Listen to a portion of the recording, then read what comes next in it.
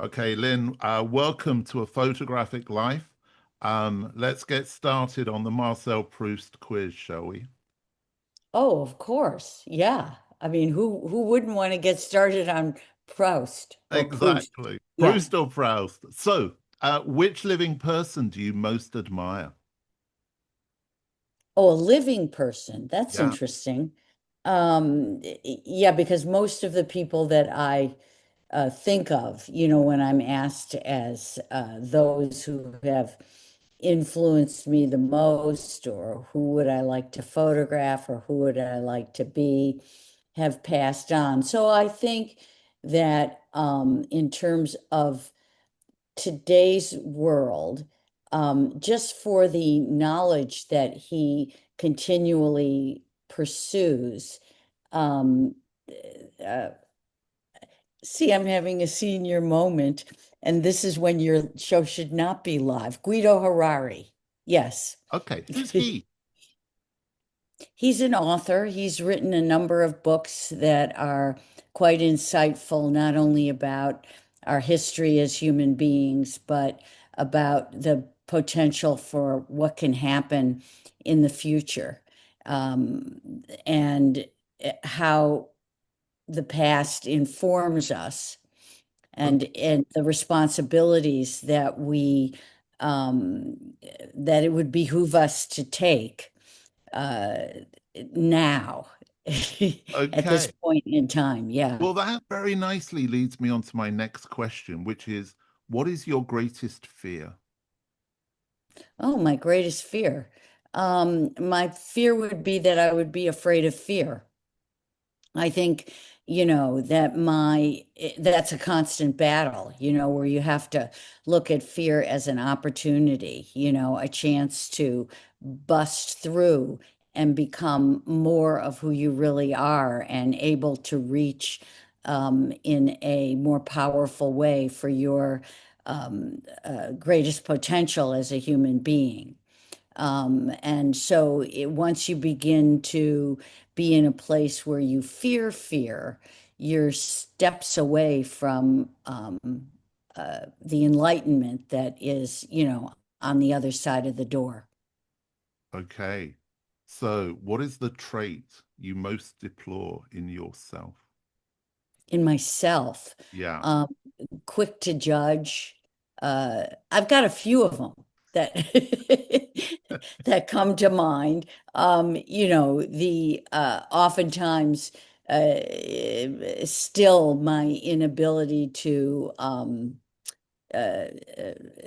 really take my emotional self and put it to the side so that and I won't say the most, the rational Lynn, because I don't think rational should be kind of poised against the emotional. But there are times where I react to things that come from, let's say, past experiences which have not truly been resolved in me, and I wouldn't respond that way if I was, a higher level being. Yeah. So, what's your greatest extravagance? Oh, probably getting a facial. You're the first photographer who's put that one forward as an extravagance. I rather like that. Okay, so what do you consider the most overrated virtue? The most overrated virtue. Um, I really love your questions, Grant. Well, they're not mine. They're Marcel. Well, they were answered by Marcel Proust, so I'm not going to take the Yeah, but you're praise asking for me that. now, I am asking you now. You You're are right. asking me now. Well, So they're your questions because you've chosen, to utilize him as, a model for you. you're But right. I'm experiencing them now from you. What was the question again? Well, that was a very good way of buying some time there. I'm going to say, Yes. what do you consider the most overrated virtue? Um, I know what the most underrated is. That's fine, but that's Um, not the question, Lynn. I know the question is what's the most overrated virtue? Uh, um, if beauty is a virtue, then it's overrated. Yeah. Even paying for the facials. Oh, well, I'm human. We're all human. Yeah. So, which words or phrases do you most overuse? Probably that you this or that. It's not really a word and it's not really a phrase, but it's something that I wish was I wish was not part of my language when I speak. Um, there it goes again. See, it just comes out. I think that Yeah. was more of an than an ah. I think ums are okay. Well, they're very close to each other. They are. Yeah, They're closely related. yes.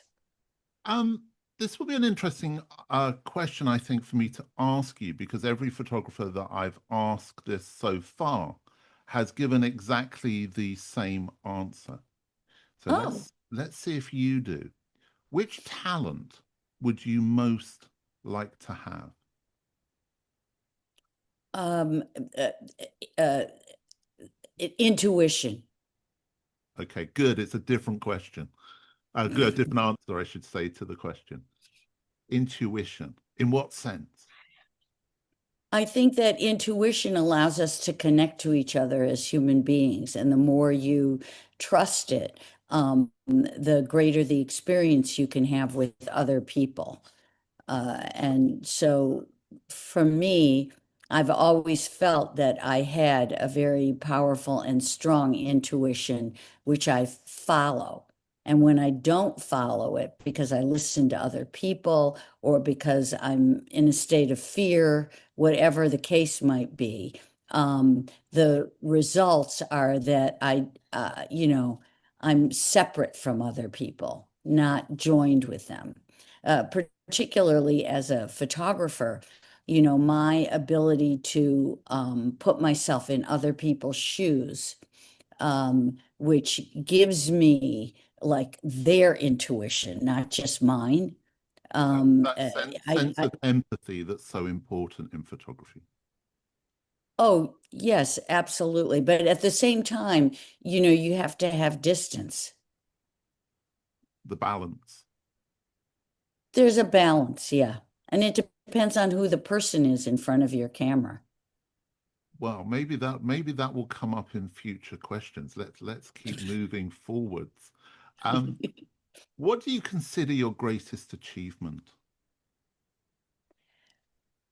Uh, Probably, well, there's two things that I think are equal.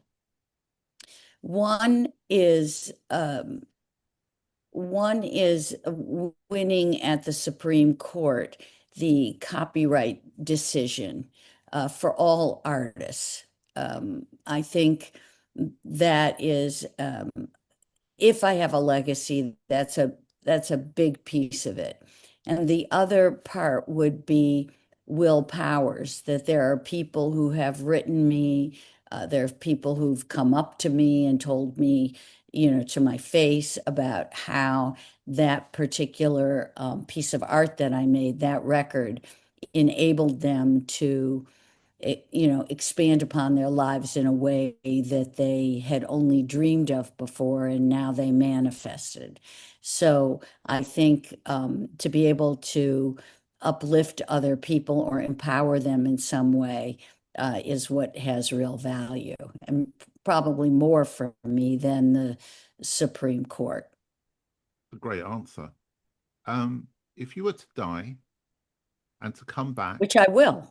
this, There's no if. which we all will, hopefully not too soon for any of us. If you were to die and come back as a person or a thing, what would it be or who would it be?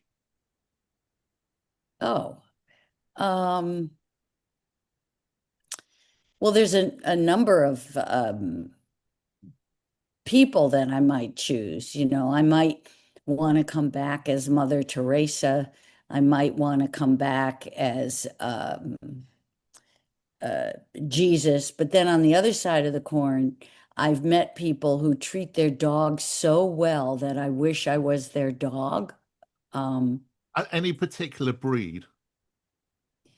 no, I thought so, but the other day, I photographed Peter Frampton, and he has a dog named Bigsby, who is like a doodle poodle or something, a doodle they call it, large dog, and he was just so good. He just emanated goodness. And it was like, I wished I was him.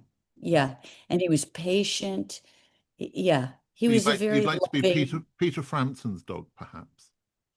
well, I don't know because I don't really know Peter Frampton that well, but I'd like to be Bigsby. Yeah. But there are people, sometimes you think, oh, I'd like to be Barbara Streisand's dog. She's going to leave him everything. Yeah. I think I'd like to be Bob Dylan's dog. Oh, I don't think you would. You don't think so? No, no, no, no, no. So, having burst my bubble on that one, um, what is your most treasured possession? Ah, um, I'm trying to think about what I would run for if there was a fire. And it's probably, a piece of jewelry from my mother, um, because it's small and and it holds a lot of, it just holds a lot of sentiment. So, you only get one mother, That's very true. and to connect to a thing which makes you feel that kind of security and safety that a mother provides for their child is what would motivate me to pick jewelry, because I'm not picking it because it's jewelry. It's that human connection. Yeah, it's the human connection that you're protected. Oh. So, what is your most marked characteristic? What do you mean by marked? I suppose obvious. The one that perhaps other people would say was your most. Oh, I have high energy. Okay. Have you always had high energy? I guess you have. Yes. Yeah. Where do you think that came from? Genetics, I guess. Although my sister's not like that at all. And so that makes you wonder, where did it come from? I just, I'm very, I'm very excited about being alive. And I know that at any moment it could end. And I really value being alive. So the energy, I think, is derived from that because I want to get as much done as I can and experience as much as I can, and try to be a good friend, a good wife, a good uh, uh, person to the people that are in my life. Yeah. And I'm going to go slightly off the questions here, but you do continue to explore new ways with creativity.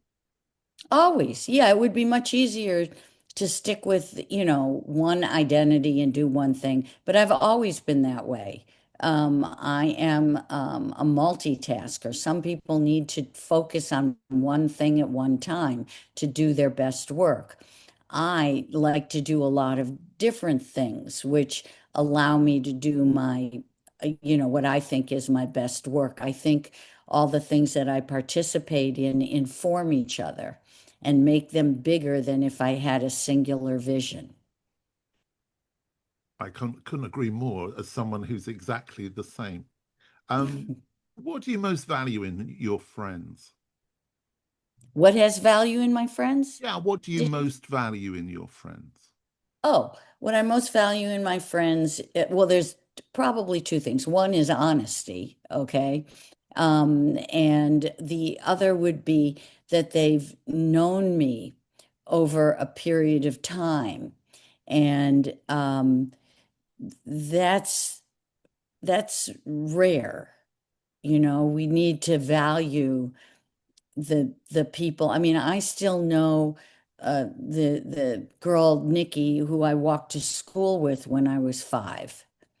And you know, there's a real loss for me when someone that I've known for a long time is no longer here. They've passed on because only they and I share our memory of a particular period of time and place. And memory for me, I mean, it's why I photograph my dolls. It's probably really why I make photographs. You know, you are creating relics, you're creating with photographs, you're creating a sense that there is a time and a place that you existed. I often say photography is memory made history. Um, and in your career in particular, because of the music that you've been involved with, um, that makes very long lasting friendships, I would have thought. Not necessarily. I mean, music, I do think is a bond, you know, between people. You like the same music. It gives you like a language. You find your tribe. You know, that generally happens when you're a teenager and then proceeds through your, you know, early adult years in your 20s. You have similar tastes. But for the most part, those people who uh, are do that as a career path, who are musicians that I've known for a long time, um, you know them through various changes because they either become incredibly successful and to the point of being iconic. Um, and that changes people. Um, it's very difficult to be in the world and have that kind of adulation and people around you, and not uh, and you know and afford yourself still to really grow as a human being. You know, the struggles. It's not the chauffeurs and the limousines and the private planes, you know, that I think make make a person stronger. They have other tests, you know. So yeah, so you know them through different periods of their life. But Yeah. your work has also been part of creating them as icons. Yeah. Yeah. And you know, I feel uh quite responsible that I helped, you know. Yeah, I should be given a Grammy. I should. Yeah. Whether it Has that was, been suggested? I don't know. I don't think about it. Yeah. I just think that it's, you know, the area in the area of photography when it comes to photographing celebrities, not just musicians. People want to think that those individuals in the pictures look like that. That's who they are. That's your job, you know, to make them the myth that people want to believe that they are. But, you know, we're all human beings who put our pants on one leg at a time. Uh, and yeah, so I'm part of that. Uh, Not all of my work, but part of my work is actually, you know, doing what Moses broke the tablets over, which is, you know, I'm making the golden calf. Yeah. And which Yeah. leads me perfectly. You're leading very well into the next question. My next question is, what is your greatest regret? Oh, I wish that I had been. There was a period of time where I had a lot of people working for me. I was doing a lot of different things. There were a lot of pressures, and I don't think I was as nice a person, not only to the people who worked for me, but to just generally people because of the stress. But knowing that and having been there, I, I give more leeway to people who are in that place. You know, I've met let's say 35-year-old, 40-year-old people who who who now have big companies or whatever the case is, right? And sometimes they're just really awful human beings. Because it's like they break in some way. And I think that I've been there. And I regret that I was not calmer and more centered on what really is important. What part of that of your career was that, do you think? Uh, Probably when I was in in my 30s and 40s. So was that Yeah. when you were in television or when you were in band Oh management? no, in television, I was in television for a short period of time, a couple of years.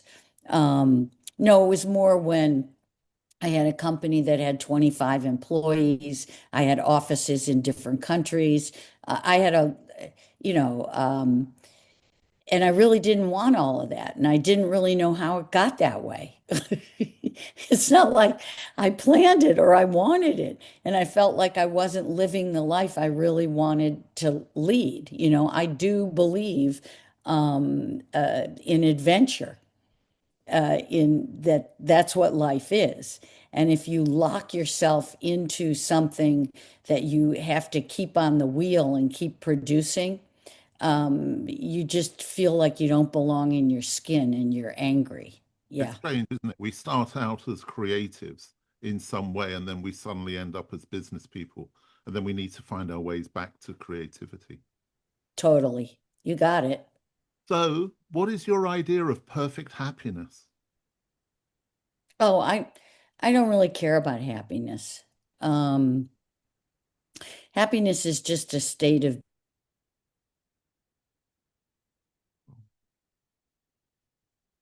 just like being depressed. It's a moment in time. I care way more about kind of being at peace. And it's great to be happy. It's not so much fun to be depressed, but it's stages of life, and it's stages of the day even. You're never going to be in I don't believe there's such a thing as a perfect and complete, everlasting state of happiness. I do believe that there is a state of enlightenment, which has nothing to do with happiness. So now you're living in Nashville. Um, Yeah. where is your favorite place to live in the world? Is it Nashville? No, not at all. New York. Okay. So When what's wrong with even, Nashville and why do you want to be in New York? oh, nothing's wrong with Nashville. It's just that New York is far more my temperament, and I get very inspired there. And I'm married, and my husband really loves nature. Not that I don't, um, uh, but he likes to see trees. He doesn't care. Uh, uh, uh, he doesn't. He wants to be able to have like long views, and it's like in New York, you don't look outside, you look inside. And here, we look out our windows, we see trees. I've got birds everywhere. I live by a botanical garden and art museum. I live by a 28-mile hiking, biking, horseback riding park. I mean, it's all, I love it. I don't, but it's not like when I'm on an airplane and I am coming into New York City and I look down and see the city, my inner voice says, I'm home. You get that energy and that buzz. Yes. Yeah. What Well, is it's not even energy and buzz. I just feel like uh, I'm home. This is where I truly connect. Yeah. It's got water, I connect to water. There's there's a lot of, you know, there's a lot of places in the world that I love. I love London, you know. I love other parts of the UK, Bath, and it's beautiful. But there's some feeling that I have when I get to New York that's just like, oh, I'm I ha here. yeah, I have to say, as a born and bred Londoner who now lives in the countryside of England, um, New York for me, I always felt was home. And when I had an office there, I felt the same. So maybe it has a certain kind of magic about it that for some people. For some people and for others, it's like, get me out of here, Yeah. you know. My husband doesn't care for it. He'll come because of me, you know. And I still have a place there and go every month. So I have enough of it. And, I have to say, though, I was incredibly fortunate living in New York that I also traveled a lot. So those people who are in the city all the time, that's not what I wish for, you know. That's a lot of wear and tear on the psyche. Yeah. So my final question before I'm actually going to ask you something which isn't even on my question because I can't let you go without asking you. But the final question is, what is your motto? My motto? Yeah. Oh, it's the will powers. Make it habit, make it happen. It's They, you, only you. Yeah. that's great. And have you got t-shirts with that on? No, I do have t-shirts with just will powers on it. Yeah. Adventures and success. Yeah. That's great. I love a motto that makes a good t-shirt. That I kind probably should do one like that. Yeah. and I can't let you go without saying to you that I've known as was said before we started recording, I've known your name on album covers in magazines my whole life because for me your name is associated with music primarily because of Yes, all of the primarily. great images that you have created. Um, during that time and the people you've worked with, what do you feel that you learned from photographing those particular people? Because you have photographed the icons of music from the last 40 years. Maybe, yeah, 40 years, 50 years, maybe. Yeah. Yeah. Yeah. What do you think you've learned from that experience? Um, you know, I've always felt that music was the universal language. And when I was a little girl and I read the story of the Tower of Babel and the building of it, and then how God didn't want them to get too close, so he made languages for everybody. Um, I remember thinking as a little girl, well, if everybody sang, um, and that's just a piece of why music has, for me, always been the connector to love. So those people who have dedicated their lives to making it or feel that calling, I'm very comfortable around them. And I feel I have something to offer them that I serve because I can make music too. I mean, I do. But I don't think um,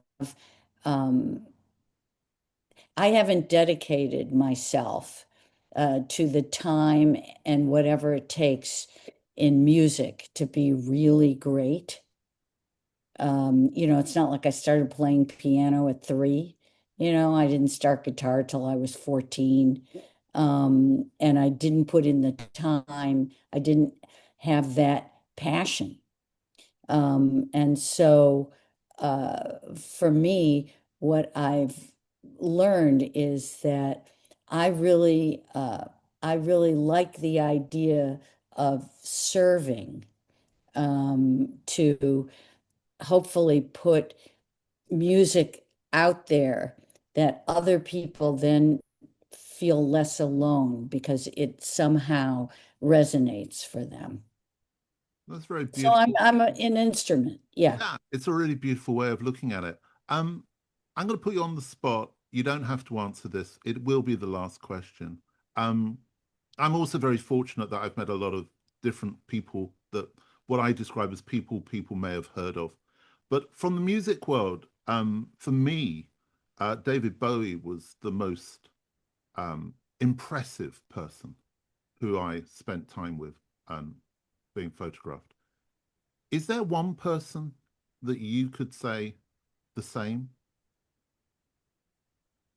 Well, the David, like yourself, who does many things, or me, who does a number of things, um, you know, you could really, you could really want this person to be in your life forever, you know? Um, and hopefully you would bring something to the table as well. And I would say, my person really is Patti Smith. Hmm. So, Patty's a writer first and foremost, and she was a writer who then morphed into being a singer. She wasn't really a singer, but her voice now is her voice. In the beginning, it's very different than what Patty is now. But along that way, Patty continued to draw, Patty continued to write, Patty continued to make photographs. And so she is my friend because I do the same thing, and you can inspire each other. She just has uh, um, a greater facility, as Bowie did, to move in all of those other areas in the art world, to act, to do, Bowie could get, because he had gotten that huge fame as a musician, as a rock star, as a pop star, as a whatever you want to call them. It was a well-known celebrity name. So the doors opened up faster for them than it would, let's say, for you and me to have a show at a museum or to get a really great gallery to show our paintings. I mean, Bob Dylan can get his paintings shown wherever he wants. So, but I'm happy that uh, I think I have a harder struggle in people recognizing the other things that I do. But every time I did talk about this with Patty, she'll remind me that they continue, like the opening line for her will be, godmother of punk. So we all get labeled. Yeah. Yeah. What a great way to end what has been an incredibly enjoyable conversation. Thank you very much, Lynn, and Thank keep, you. keep making the work. You too, and I'd love to see your photographs. Well, you can do that. I'll email you the URL for my website. That would be wonderful. Well, thank you very much, Grant. It was That's my pleasure. really, really, really a pleasure. Excellent. Thank you. Okay, bye. Bye.